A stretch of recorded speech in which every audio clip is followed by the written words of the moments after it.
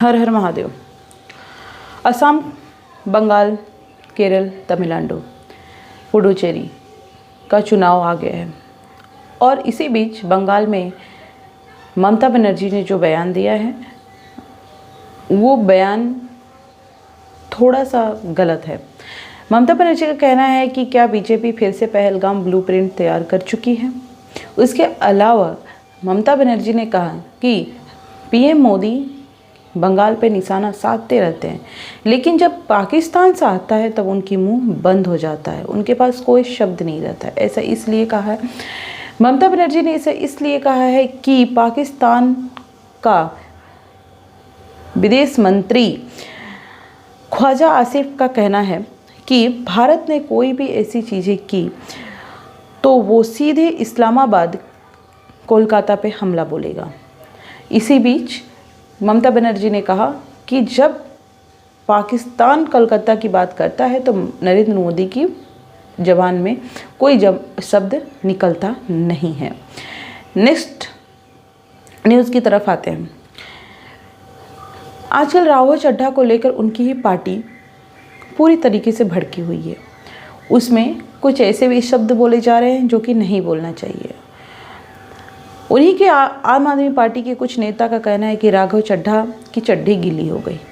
तो कोई कह रहा है ये डर गए, तो कोई कह रहा है कि भाग गए, कोई कह रहा है जेल से जाने की वजह से वो डर गए। तो ये तमाम चीज़ें राघव चड्ढा के लिए कही जा रही है। अब देखते हैं कि राघव चड्ढा क्या कहते हैं और कहाँ पे जाते हैं। नेक्स्ट न्यूज़ की तरफ। बूशहर परमाणु सेंटर जो तेहरान का एक न्यूक्लियर प्लांट है, वहाँ पे जिस तरीके से इजराइल और अमेरिका द्वारा हमला किया जा रहा है, ऐसा ईरान कह रहा है, उसकी वजह से जो रेडिएशन निकल रहा है उसकी वजह से ईरान से ज़्यादा आसपास की गल्फ़ कंट्री पे इसका असर पड़ेगा। तो ईरान ने यूएन को लेटर लिख करके बोला है कि इसे जितना हो सके जल्दी रोका जाए, वहाँ पे किसी तरीके का हमला ना हो, नहीं तो इसका असर पूरे के पूरे गल्फ़ कंट्री पे पड़ेगा। नेक्स्ट न्यूज़ की तरफ आते हैं। ईरान में ही IRGC के खुफिया संगठन के प्रमुख माजिद खादिमी की हत्या हो गई है। ये पहली हत्या नहीं है। ईरान के टॉप लीडर और टॉप जो पोजीशन पे पर्सन हैं उनकी बहुत लोगों की हत्या हो चुकी है। नेक्स्ट न्यूज़ की तरफ आते हैं। शाही परिवार के नामदार आजकल नरेंद्र मोदी चुनावी सभा में लगे हुए हैं। असम में उनका कहना है कि शाही परिवार मतलब उन्होंने राहुल गांधी को बोला कि फिर से यहाँ पे उनको हार की सेंचुरी लगने वाली है। असम की जनता पूरी तरीके से कांग्रेस को नकार चुकी है। वहीं पे राहुल गांधी कह रहे हैं कि जब हमारी सरकार बनेगी तो यहाँ के सबसे पहले यहाँ के CM हेमंत बिस्वा शर्मा को हम लीगल एक्शन करेंगे। तो ऐसा लोग बोल रहे हैं कि क्या ये जेल भेजेंगे राहुल गांधी। तो ये चीज़ें चल रही है। नेक्स्ट न्यूज़ की तरफ आते हैं। आजकल जिस तरीके से डोनाल्ड ट्रंप का लेकर के न्यूज़ छप रही है, उससे सीधे तौर पे ये देखने को मिल रहा है कि डोनाल्ड ट्रंप प्रेशर में आ चुके हैं। आपको पता है कि F-15E पे हमला हुआ, उसमें 2 पायलट थे जिसमें एक सुरक्षित थे और एक लापता था, जिसको अमेरिका ने बचा लिया है।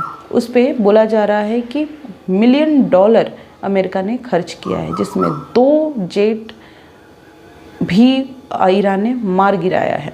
तो जो एक पायलट लापता था वो सुरक्षित अमेरिका को मिल गया है।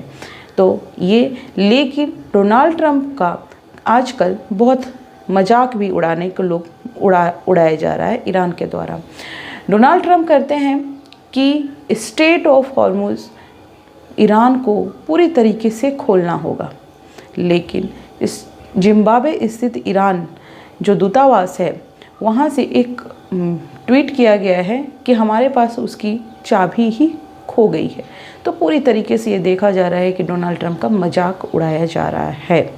उसके अलावा स्ट्रेट ऑफ हॉर्मुज़ से भारत के लिए अच्छी न्यूज़ ये है कि आज 8वां जहाज ग्रीन आशा 20,000 टन LPG लेकर के भारत आ चुका है। उसके पहले ग्रीन सावरी भारत आ गया है। लेकिन अच्छी खबर के साथ साथ एक चीज़ और भी है कि अभी भी 18 जहाज़ स्ट्रेट ऑफ हॉर्मुज़ में फंसे हुए हैं और वहाँ पे वहाँ के जो इसके अलावा जो 400 प्लस जो नाविक हैं वो भी वहाँ पे फंसे हुए हैं। लेकिन भारत सरकार ईरान से लगातार बात कर रहा है और हमारी जहाज़ भी सुरक्षित है, लेकिन अभी वहाँ पे फंसी हुई है। लेकिन आज ग्रीन आशा जो 20,000 टन LPG लेकर के भारत रवाना हुई है। तो थैंक यू सो मच। ऐसे ताज़ा तरीन खबरों को देखने के लिए मेरे चैनल को ज़रूर से ज़रूर सब्सक्राइब करें। Thank you so much.